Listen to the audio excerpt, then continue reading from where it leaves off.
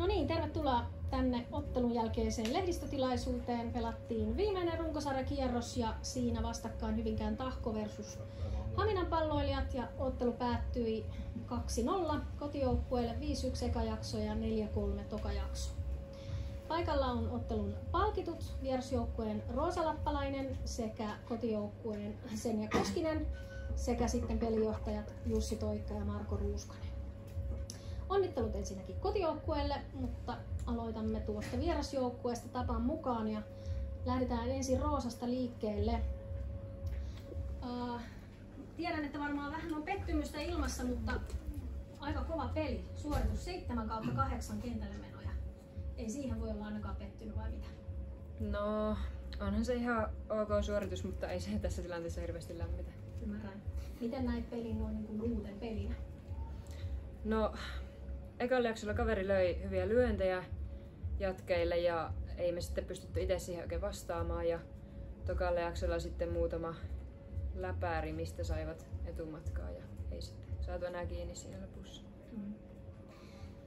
Mennään sitten kotijoukkueen palkittuun, eli Senja Koskinen 1+2 lyötyä ja 1 tuotu ja aika tärkeäseen paikkaan onnistuminen. Minkälainen peli oli? No vähän jännitti kieltämättä, että oli vähän semmonen, että nyt kun voitettiin, niin lähti kyllä niin kuin iso kivi harteilta, että on kyllä aika helpottunut olo ja tosi kova luotto on tuohon meidän ulkopeliin tällä hetkellä. Näinpä. Mulla on semmoinen olo, että mä haluan päästä teidät pelaajat nopeasti joukkueiden pariin, enkä kiusaa teitä sen enempää. Hamina jatkaa vielä pelejä ilmeisesti Pöytyä vastaan, tsemppiä niihin. Ja meillä sitten ilmeisesti, kuka onkaan vastassa, niin se selviää myöhemmin. Hyvä. Mutta te saatte lähteä joukkueiden pariin, ellei ole toimitella. Kiitos. Sitten lähdetään pelijohtajan haastatteluun. Aloitetaan vierasjoukkueen Jussi Toikka. Minkälainen peli me nähtiin? No ekalla jaksolla niin annettiin ehkä vähän kolmostilanteita niin liian helpolla ja sit siinä kyllä tuli tietysti hyviä lyönneillä paljon juoksua. Varmaan 4 noista 5 oli niin kuin hyvillä lyönneillä ja ei siinä niin kuin sit oikeastaan hirveästi pystytty vastaan, niin kuin Roosa tuossa sanoi. Ja se oikeastaan sit vähän niin kuin jäi niin kuin piippuun meidän sisäpelin osalta.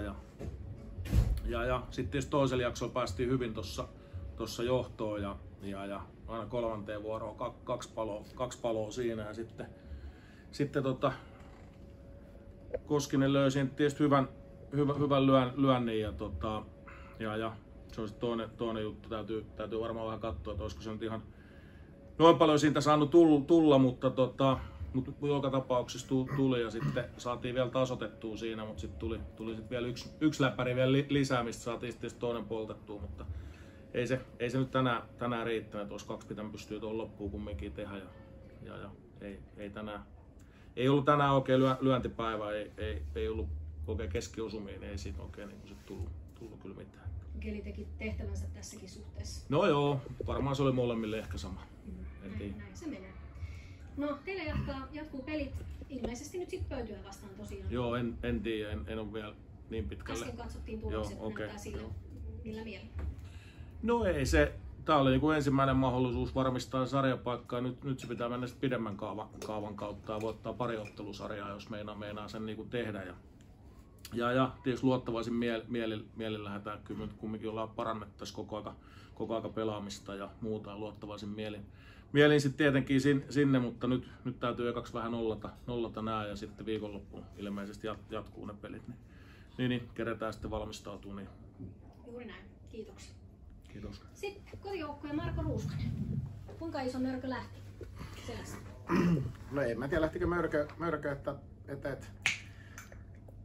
no asetettiin kauden alussa tavoite, että pelataan tässä elokuun alkupuolella meidän parasta pesäpalloa. Se ei vielä ole meidän parasta pesäpalloa, että aika sitkeätä piti tänään olla, että voitto tuli ja totta kai helpottunut.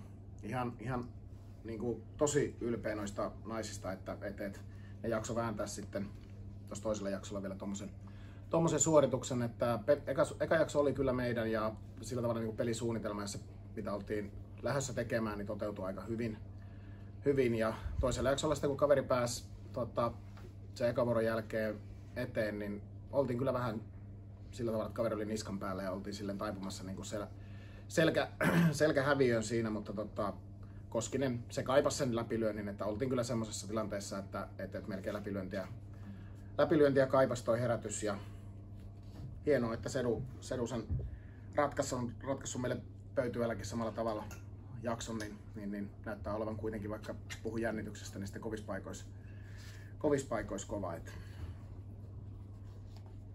Ei siinä. Pelit jatkuu ja tätä ollaan tavoiteltu. Niin, hyvä. Onnittelut voitosta. Kiitos. Kiitoksia teille molemmille. Kiitos.